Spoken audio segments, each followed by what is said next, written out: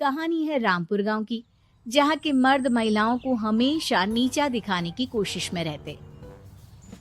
अरे अभी तक खाना नहीं आया, क्या मुझे एक और शादी करने की जरूरत है? नहीं जी नहीं, ऐसा मत करना, वरना मैं कहाँ जाऊंगी। खाना लेकर मैं अभी आई जी। गांव की पंचायत में भी फैसले हमेशा औरतों के खिलाफ ही रहते। मैं जो फैसला सुनाता हूँ वो भगवान की आज्ञा होती है। इस लड़के ने अपने मन से शादी करके अच्छा नहीं किया। लड़के को घर भेज दो और इसकी शादी इसकी जाति की किसी लड़के से करवा दो, लेकिन ये लड़के, इसे तो गांव के बाहर निकाल दो। नहीं नहीं जमींदार साहब, ये क्या बोल रहे हैं? ऐसा नहीं हो सकता। मेरी बेटी मासूम है, इसे अच्छे बुरे की समझ नहीं है। अरे कहाँ जाएगी ये बेचारी? कहाँ जाएगी? इतनी चिंता है तो पूरे परिवार का गांव निकाला कर देते हैं। बेचारे पूरे बसे बसाए परिवार को गांव छोड़ना पड़ता है। चाहे जो हो, अगर बेटियों को कंट्रोल नहीं कर सकते तो गांव में रहने का कोई मतलब नहीं है। यहाँ औरतों को दब कर रहना होगा। कोई भी अपने हिसाब से कुछ नहीं कर सकता, सब ईश्वर की मर्जी से ही होगा। तभी गांव का एक आदमी दौड़ा दौड़ा आता है। सरपंच साहब, जमींदार साहब, वो कालिया है ना, उसकी बेटी पढ़ने के लिए शहर जा रही है। अच्छा, ये कब हो गया? और कालिया की हिम्मत कैसे हो गई ऐसा करने की? लेकर आओ उसे और उसकी बेटी को। बस फिर क्या था, हाजिर हो जाते हैं कालिया और उसकी बेटी सरपंच के सामने। और कालिया, ये क्या सुनने में आ रहा है? बेटी को इंजीनियर बना रहा है तू? और ये बता, गांव में तो स्कूल नहीं है, फिर कहां से इतनी क्लास पास कर गई तेरी बेटी? राधा, जो कि कालिया की बेटी है, उसे लगता है कि सरपंच उसकी तारीफ कर रहे हैं। सरपंच जी, मैंने ऑनलाइन पढ़ाई की है, डिस्टेंस लर्निंग से। सभी में मैंने अच्छे नंबर पाए हैं, जिसे देखते हुए शहर की इंजीनियरिंग कॉलेज में मुझे स्कॉलरशिप मिली है। वाह जी वाह, क्या होती है ये? पहले तो ये बताओ, फिर आगे की बात करते हैं। पूरा गांव राधा की बात सुन रहा था और राधा बोलती जा रही थी। तो ऐसे मैं फ्री में एक अच्छी शिक्षा लेकर गांव में जो कुछ परेशानियां हैं, जैसे बिजली, पानी और इंटरनेट जैसी समस्याओं के लिए काम करूंगी। मैं गांव को शहर से जोड़ने के लिए पुल का निर्माण करवाने का प्रस्ताव रखूंगी। मुझे पूरी उम्मीद है कि जल्द ही हमारा गांव भी तरक्की की राह पर चल पड़ेगा। राधा की बात सुनकर सारे गांव वाले ताली बजाने लगते हैं। सरपंच को समझ नहीं आता कि वो क्या करे। चुप रह नादान लड़की, गांव के खिलाफ जाने के लिए तुझे गांव से बेदखल कर दिया जाएगा, वो भी पूरे परिवार के साथ। और हाँ, अगर ठीक से गांव में रहना चाहती है तो ये पढ़ाई लिखाई छोड़ दे। हम तेरे लिए गांव का कोई होनहार लड़का देखेंगे। तभी गांव का एक आदमी बोल पड़ता है। अरे नहीं नहीं सरपंच जी, राधा बिटिया जो बता रही है, अगर वैसा हो जाए तो हम लोगों को पैसा कमाने के लिए बाहर नहीं जाना पड़ेगा। हाँ जी, और ना ही कोसों दूर पानी के लिए भटकना पड़ेगा। हमारे बच्चे भी अच्छी पढ़ाई कर सकेंगे और आगे बढ़ेंगे, ना कि हमारी तरह खेती करते बैठेंगे। क्यों गांव वालों, राधा बिटिया का साथ देना चाहिए ना। सरपंच देखता है कि गांव राधा के साथ है तो वो चुप हो जाता है। वो घर आकर अपने सलाहकार से बात करता है, जो बहुत ही चालाक किस्म का इंसान होता है। अरे सरपंच साहब, आपको बहुत ही होशियारी से काम लेना पड़ेगा। एक बार गांव तरक्की कर गया, यहाँ के बालक पढ़ लिए तो कोई ना पूछेगा आपको। और फिर ये जो बेटा और बेटी है ना आपके, इनको भी आम लोगों की तरह ही जीवन जीना होगा। हाँ, लेकिन करे तो क्या करे? वो ना आप मुझ पर छोड़ दीजिए, बस मैं जैसा बोलूं करते जाइए।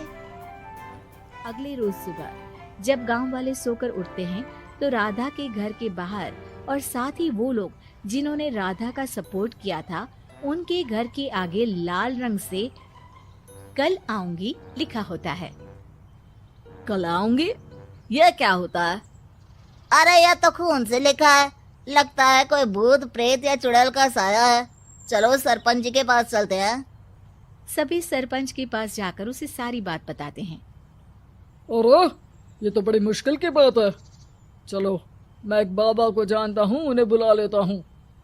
सरपंच बाबा को लेकर गांव के घर के बाहर जाता है। ओहो, तो ये वो चुड़ैल है जो उन लोगों को निशाना बनाते हैं जो गांव को बदलने का सपना देखते हैं। वो गांव को ऐसे ही संपन्न देखना चाहती है। वो नहीं चाहती कि कोई बाहरी यहाँ का कायाकल्प करे। क्या तुम लोगों में से किसी ने गांव को बदलने की सोच रखी है? तभी राधा की माँ रोते रोते आती है। मेरी राधा घर से गायब हो गई है। अरे कोई तो बचाओ, मेरी बच्ची कहाँ गई?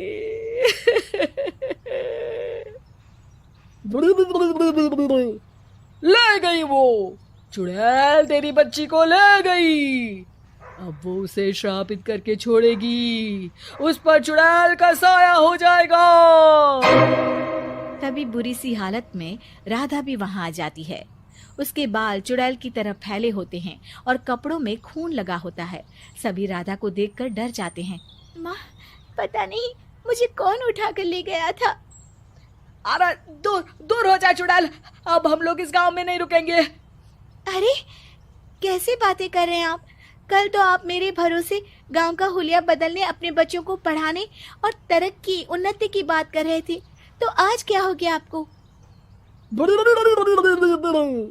ये फिर तुम लोगों को बहकाएगी। ये चुड़ैल गांव में आ चुकी है, ऐसे ही ये तुम्हारे घर के बच्चों को भी ले जाएगी। गांव वाले राधा को गांव से बाहर निकाल देते हैं। उसके माँ बाप रोते रहते हैं, लेकिन गांव वाले नहीं मानते। मैं भी अपनी बहन के साथ गांव के बाहर रहूंगा, लेकिन वो पढ़ाई नहीं छोड़ेगी। वहीं सरपंच के घर पर सलाहकार कहता है।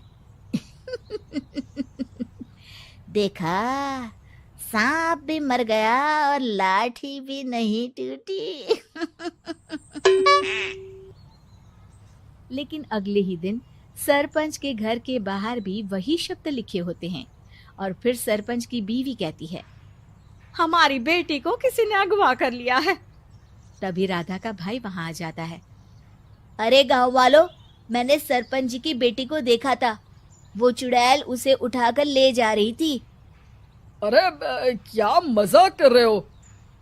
नहीं नहीं सरपंच जी, आप नहीं जानते। वो चुड़ैल अब आपकी बेटी में आ जाएगी, जैसे राधा के अंदर आ गई थी। तभी सरपंच की बेटी वैसी ही हालत में वहां आती है जैसे राधा आई थी। पापा, पता नहीं कैसे मैं गायब हो गई थी। चुड़ैल, इसके अंदर भी चुड़ैल का साया है, मारो इसे। अरे नहीं नहीं, इसे भी राधा के पास गांव के बाहर ही भेज दो। अरे चुप रहो, मेरी बेटी कहीं नहीं जाएगी और चुड़ैल वुड़ैल कुछ नहीं होता है। अरे कैसे बात कर रहे हो सरपंच जी? आप तो बोल रहे थे कि आपका फैसला भगवान का ज्ञान होता है, तो अपने पर बात आई तो अब आप ऐसे बोल रहे हैं। अरे ना ना ना, आपको अपनी बेटी को त्यागना ही होगा। अरे बुलाओ बाबा को। राधा का भाई बाबा को ले आता है, जिसे अब गांव वालों के डर के कारण सच बोलना पड़ता है। मैं कोई बाबा नहीं हूँ, मैं तो मोची था। ये सलाहकार महोदय ने मुझे कहा था एक्टिंग करने को। अब वो मुझे पैसे देने वाले हैं। अब मुझे माफ कर दो। गलती हो गई, मुझे माफ कर दो। तभी वहां राधा आ जाती है। देखा सरपंच जी, जब गांव के बच्चे साक्षर होंगे तो आप जैसे लोगों की चालाकी। उम्मीद है कि आपको हमारी ये कहानी पसंद आई होगी। कृपया हमारे चैनल को सब्सक्राइब करें और सभी अपडेट्स के लिए बेल आइकन जरूर क्लिक करें। और हाँ, वीडियो लाइक और शेयर करना मत भूलिएगा। Bye bye.